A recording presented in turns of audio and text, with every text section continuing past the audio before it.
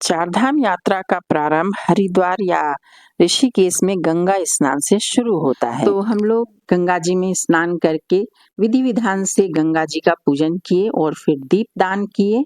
और आज के दिन गंगा दशहरा था, तो आप देखिए शाम को जो गंगा आरती हो रही है उसका मनभावन दृश्य आपके सामने है, बहुत खूबसूरत लगता है। तो यमुनोत्री उत्तराखंड के गढ़वाल हिमालय में समुद्र तट से 10,804 फीट की ऊंचाई पर स्थित है।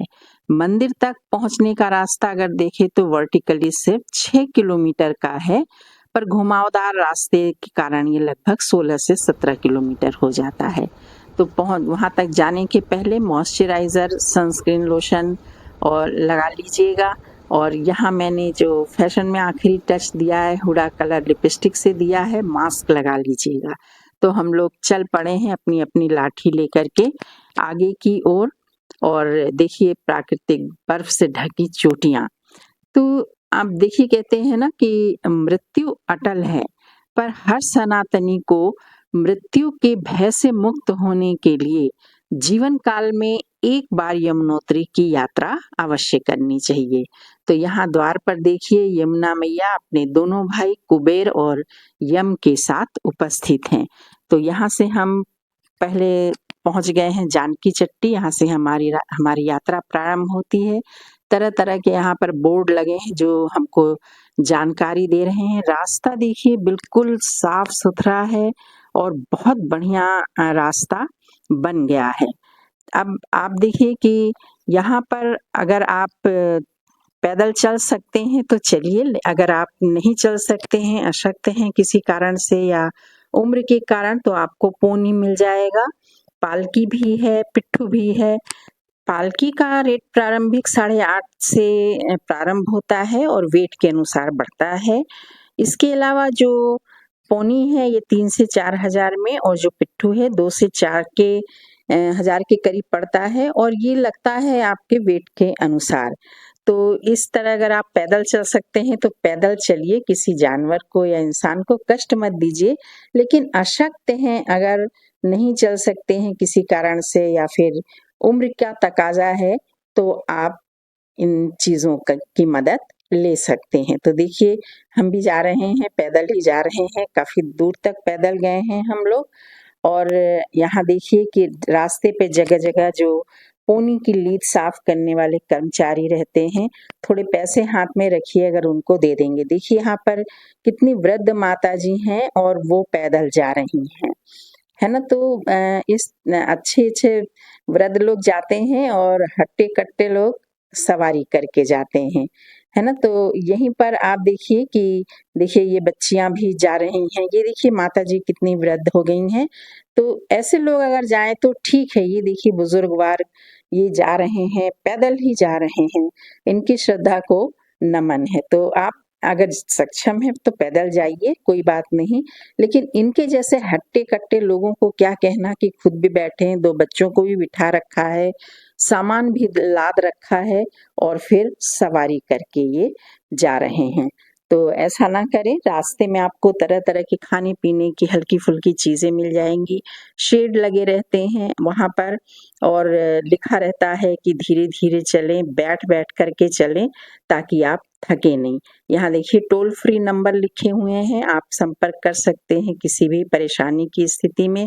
ये शेड लगे हुए हैं, वार्निंग लिखा रहता है, आगे पत्थर गिरने का भय है, धीरे चलें। शेड पे पत्थर अगर गिरते हैं तो शेड झेल लेता है और व्यक्ति के ऊपर चोट नहीं लगती है। तरह तरह की चीजें भी बिक रही हैं, रिफ्रेशमेंट की, महंगी है लेकिन खाने पीने की। इनको देखिए ये टिक के खड़ी हैं। इस तरह से खड़े होने की सख्त मनाही है, क्योंकि बिल्कुल हल्के रहते हैं, टिके नहीं रहते हैं ये बहुत मजबूती से। और ऐसे में अगर लोग गिरते हैं तो दोष जो है गवर्नमेंट को देते हैं। देखिए प्राकृतिक छटा भी आप देखते चलिए। जगह जगह पर पानी पीने की व्यवस्था है, टॉयलेट की भी व्यवस्था है। 10 रुपए पर हेड ये चार्ज करते हैं, लेकिन व्यवस्था है। तो देखिए यहाँ से जो झरना जा रहा है, हमको जो व्यक्ति थे उन्होंने बताया कि ये यमुना जी अपने शुद्ध रूप में है और ये गुप्त हैं। गुप्तहेनी कहाँ से निकल रही हैं किसी को ये मालूम नहीं। मैं आपको बैक करके दिखा रही हूँ। आप देखिए पीछे का हिस्सा बिल्कुल सूखा है, एक जगह से निकल रही हैं और यहाँ से फिर ये आगे जा रही हैं। तो ये हमारा मंदिर आ गया। मंदिर के दूर से मैंने फ़ोटो लिया है ये, तो मंदिर से 100 मीटर की दूरी पर पालकी वाले उतार देते हैं। तो अब देखिए ये अलकनंदा नदी है, बर्फ़ की तरह ठंडा जल है यहाँ पर और लोग यहाँ पे स्नान करते हैं।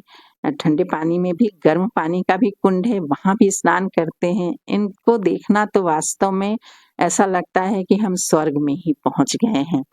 है ना? तो अब आप देखिए कि यहीं पर साइड में गर्म पानी का कुंड है, देखिए आप भाप निकलते हुए देख रहे हैं, ये गर्म पानी का कुंड है, ठीक है? तो यहाँ स्नान वगैरह करके लोग मंदिर परिसर में आते हैं और यमुना माता का ये मंदिर है, जय माँ जमने मैया लिखा हुआ है यहाँ पर।